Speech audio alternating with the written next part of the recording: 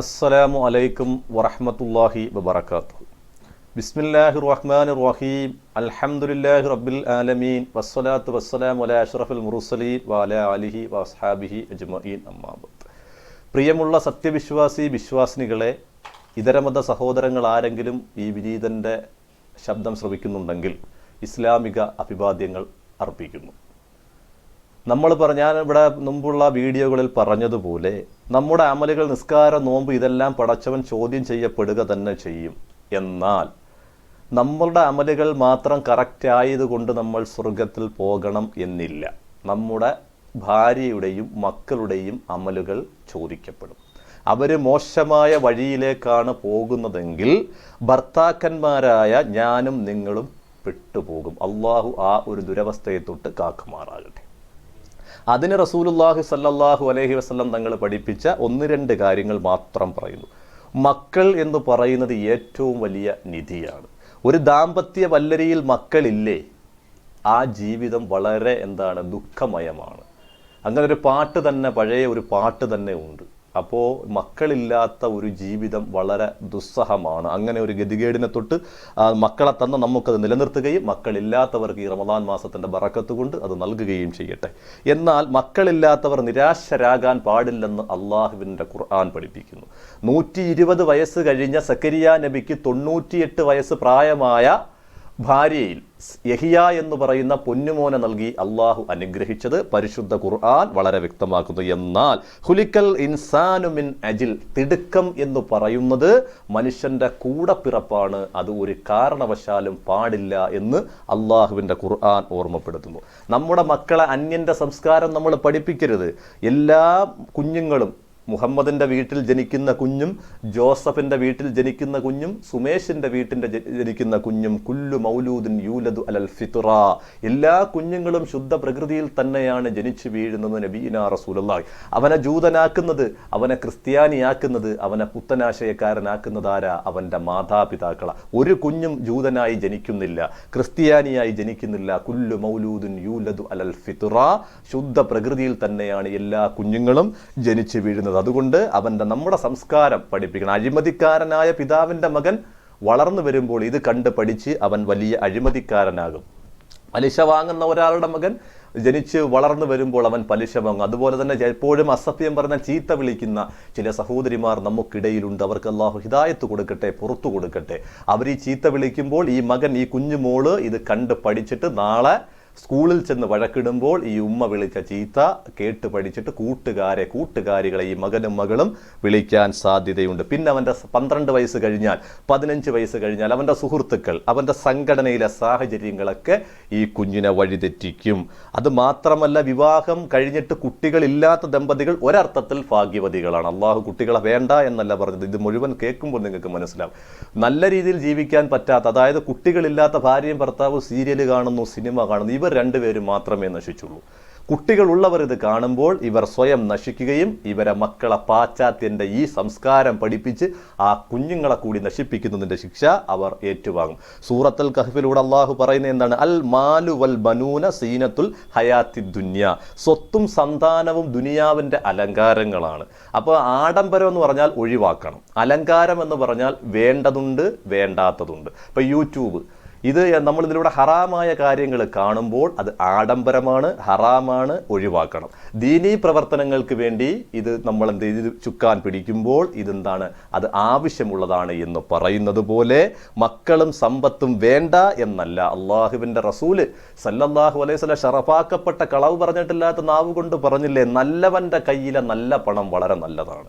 ഉസ്മാൻ റളിയല്ലാഹു അൻഹു സമ്പത്ത് കൊണ്ട് ദുനിയാവും നേടി, ആഖിറവും നേടി. അപ്പം ഞാനൊരു കോടീശ്വരനാണെങ്കിൽ എനിക്ക് സമ്പത്ത് കൊണ്ട് എന്ത് ചെയ്യാം? ആഖിറവും നേടാം, ഇഷ്ടം പോലെ സദക്ക ചെയ്താൽ മതി. പക്ഷേ എന്നാൽ റസൂലുള്ള പറഞ്ഞു, സമ്പത്തുള്ളവൻ നന്നാവുക എന്ന് പറയുന്നത് ഇച്ചിരി ബുദ്ധിമുട്ടുള്ള കാര്യം. അങ്ങനെ ഒരാൾ നന്നായി കഴിഞ്ഞാൽ അത് ഏറ്റവും വലിയ ഭാഗ്യമാണ്. അതുപോലെ തന്നെ ഭാര്യയെ സ്നേഹിക്കാൻ, ഭ്രമിക്കാൻ പാടില്ല.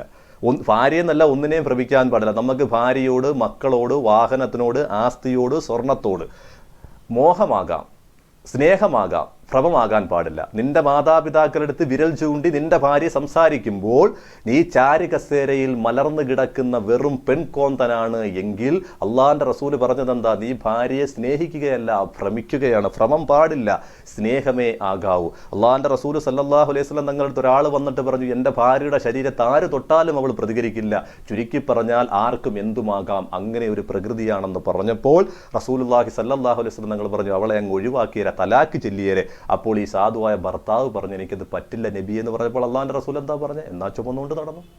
അപ്പോൾ എന്താണ്? ഭാര്യമാരെ നമ്മൾ ഭ്രമിക്കാൻ പാടില്ല. അവർ തെറ്റ് കണ്ടാൽ, പർദ്ദയിടാത്ത ഒരു ഭാര്യയെ നോക്കി പർദ്ദ ധരിക്കണമെന്നൊരു പ്രിയപ്പെട്ട ഭർത്താവിന് പറയാൻ കഴിയുന്നില്ല എങ്കിൽ ആ ഭാര്യയെ അവൻ സ്നേഹിക്കുകയല്ല, ഭ്രമിക്കുകയാണെന്ന് നബീന റസൂലുള്ളാഹി സ്വല്ലല്ലാഹു അലൈഹി വസല്ലം.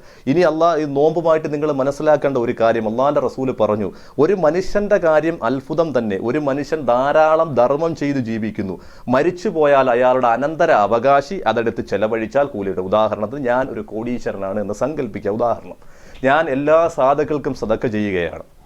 ഇത് കണ്ടുപഠിച്ച എൻ്റെ മക്കള് ഞാൻ മരിച്ച് നാളെ പള്ളിക്കാട്ടിൽ കിടക്കുമ്പോൾ ഈ മക്കളെടുത്ത് ധർമ്മം ചെയ്താൽ ഈ വാപ്പയായ എനിക്കും ഈ മക്കൾ ചെയ്യുന്ന ധർമ്മത്തിൻ്റെ കൂലി കിട്ടുമെന്ന് നബീന റസൂലുള്ളാഹി സ്വല്ലല്ലാഹു അലൈഹി വസല്ലം. ഇനി ഞാനൊരു പിശുക്കനാണ്, അള്ളാഹു ഉദാഹരണം പറയണം, അങ്ങനെ ഒരു ഗതികേടിനെ തൊട്ട് കാക്കട്ടെ. ഞാനൊരു കോടീശ്വരനാണ്, ഞാനൊരു പിശുക്കനുമാണ്. അപ്പോൾ ഞാൻ ആർക്കും ഒന്നും കൊടുക്കാതെ ജീവിച്ച് കാണിക്കുന്നത് എൻ്റെ മക്കൾ കണ്ടു പഠിക്കുകയാണ്. അങ്ങനെ ഈ മക്കളും ഈ വാപ്പായെ കണ്ട് പിശുക്ക് കാണിച്ചാൽ ഈ വാപ്പാക്കും ശിക്ഷ കിട്ടും, മകനും ശിക്ഷ കിട്ടും. ഇനി വാപ്പയായ ഞാൻ പിശുക്കനാണ് എന്ന് വെച്ചു, എൻ്റെ മക്കൾ ധർമ്മം ചെയ്താൽ കൂലി മക്കൾക്ക് കിട്ടും, വാപ്പയായി എനിക്ക് കിട്ടില്ല. കാരണം ഞാൻ അവരെ സദക്ക ചെയ്യാൻ പഠിപ്പിച്ചിട്ടില്ല. അപ്പോൾ അത് നമ്മൾ വളരെ കൃത്യമായിട്ടത് സൂക്ഷിക്കണം. ഹേ സത്യവിശ്വാസികളെ, തീർച്ചയായും നിങ്ങളുടെ ഭാര്യമാരിലും മക്കളിലും നിങ്ങൾക്ക് ശത്രുക്കളുണ്ട് എന്ന് അള്ളാഹുവിൻ്റെ പരിശുദ്ധമായ ഖുർആൻ പറയുകയാണ്. അപ്പോൾ റസൂലുള്ളാഹി സ്വല്ലല്ലാഹു അലൈഹി വസല്ലം തങ്ങൾ പഠിപ്പിച്ച ഈ കാര്യങ്ങൾ വളരെ നല്ല രീതിയിൽ നമ്മൾ മക്കളെ പഠിപ്പിക്കണം. അതുകൊണ്ടാണ് അള്ളാഹിൻ്റെ റസൂൽ സ്വല്ലല്ലാഹു അലൈഹി വസല്ലം എണ്ണി പറഞ്ഞത്, ഒന്നാമത്തെ ബാധ്യത പറഞ്ഞത് എന്താ? ഏത് ഉമ്മയിലാണ് ഈ കുട്ടി ജനിക്കേണ്ടതെന്ന് വാപ്പ നേരത്തെ തീരുമാനിച്ചിരിക്കണം.